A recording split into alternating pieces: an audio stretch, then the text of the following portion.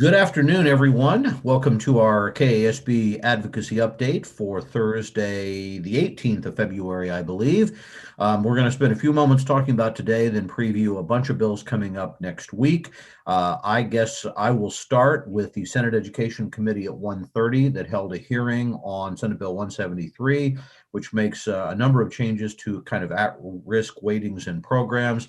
It extends for an additional year the sunset on the at-risk high density, but keeps it. It does a number of things designed to address some issues raised by the two-year-old legislative post-audit on at-risk funding. It expands uses of at-risk funding. It requires districts to basically spend their money on programs pre-approved by the State Board of Education on an approved list, but then also allows districts to do what are called provisional programs for up to 3 years, where they could experiment with things not on the list and then it could be added. It was kind of a rare day that KASB, KNEA, USA, and the Kansas Policy Institute were all on the same page after efforts last year to reach an agreement. So that was done. Senator Molly Baumgardner, who chairs the committee, also put out a plan to put in some funding to implement recommendations on dyslexia improvement, both for State Board of Education and some implementation money for higher education and others. That will be considered tomorrow, as well as a hearing on Senate Bill 144, which would just permanently extend at-risk weighting, and a bill on allocation of resources that, frankly, I'm not going to get into right now. We'll see what happens, but you can read our testimony on Senate Bill 93 if you want. So let's turn it over to you guys to talk about the K-12 Education Budget Committee this afternoon. Go ahead. Do you want to set it up?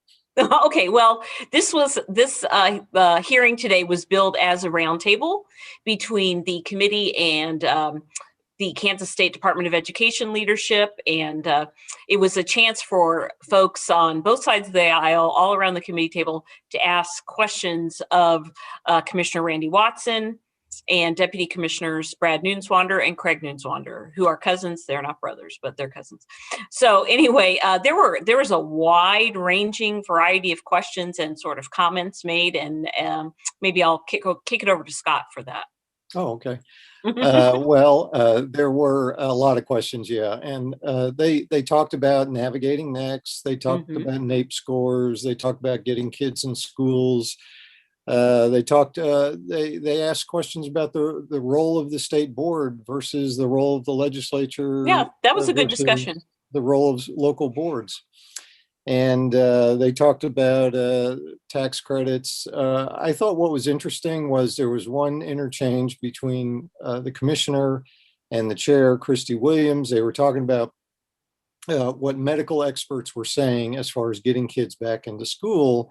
And what I found interesting is when Randy Watson, the commissioner, was going over the timeline of when the medical experts in Kansas said kids should be back in school, or there was a low risk for kids to be back in school, it really followed almost exactly with the national guidelines too. So I thought that was kind of interesting, but pretty wide-ranging discussion. And I don't think there was any blood on the floor or anything after it was over. Well, hopefully that will continue Monday, when I plan to go up and testify on the Department of Education budget. That hearing was postponed from this week.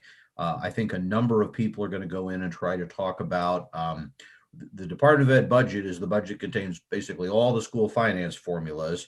That's where the money to implement Gannon is placed and other items. So we're going to be talking about that. I suspect things like NAEP scores and other things will come up as well to some degree. You're past your deadline. Well, maybe not. I guess if you still want to testify, you have until tomorrow afternoon to get testimony in. We would certainly welcome that. The committee is then supposed to deliberate on that, I think, Tuesday, and on Thursday, the budget goes to the full Ways and Means Committee. Likewise, in the Senate, tomorrow they're supposed to finish budget recommendations in the Senate Education Committee, and then go to the full Senate Ways and Means next week, as the legislature is moving to put its budget plan together unusually early this year because of the pandemic. So a couple of other things coming up next week. One thing is that on Monday, there is a hearing on a bill dealing with workplace learning and insurance requirements in the House Commerce Committee. We continue to look at that bill. We have some concerns, but we think it is kind of a compromise around some issues last year. So we're kind of continuing to monitor that and see what other groups may get involved. But then switching to Tuesday, and Leah, jump in if I'm forgetting anything. On Tuesday, Senate Education has a hearing on Senate Bill 208, which in a nutshell would prohibit transgender females from participating on women's or girls sports teams. This is something that is happening in Kansas, so we have not heard a lot of concerns about it. I think our position, we're kind of still wrestling with where to come down, because while our members have not taken a specific position on this issue, right now, the system seems to be generally working, and we are waiting for the U.S. Supreme Court to basically rule what Title IX says about this, and that's expected, and we don't want to set up like a period of litigation in the middle of that.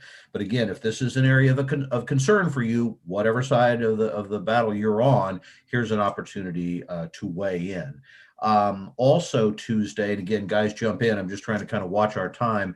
House Federal and State Affairs Committee is having a long-awaited hearing on a bill that would raise the age for purchasing tobacco to 21. It would also add vaping and electronic delivery to the smoking ban in schools. We're supporting that provision. KSB does not have a position on raising the age. Also, then moving to Wednesday very quickly, Senate Education Wednesday afternoon is having a hearing on Senate Bill 31, which would adjust the bond and interest aid formula that we'll also be supporting. This bill passed out of committees last year, but was never worked on the floor, and it's designed to deal with some long-range inequities in the system. And then finally, on Thursday, Senate Education will be having a hearing on Senate Bill 235, which would require all districts to have every student given an option for in-person learning by March 26, regardless of anything else. So it's kind of you've got to be back, and you have to keep doing it from now and forever. So we are looking at opposing that both philosophically and just there's a number of practical concerns with the bill, but we certainly are looking for input, and so is the committee.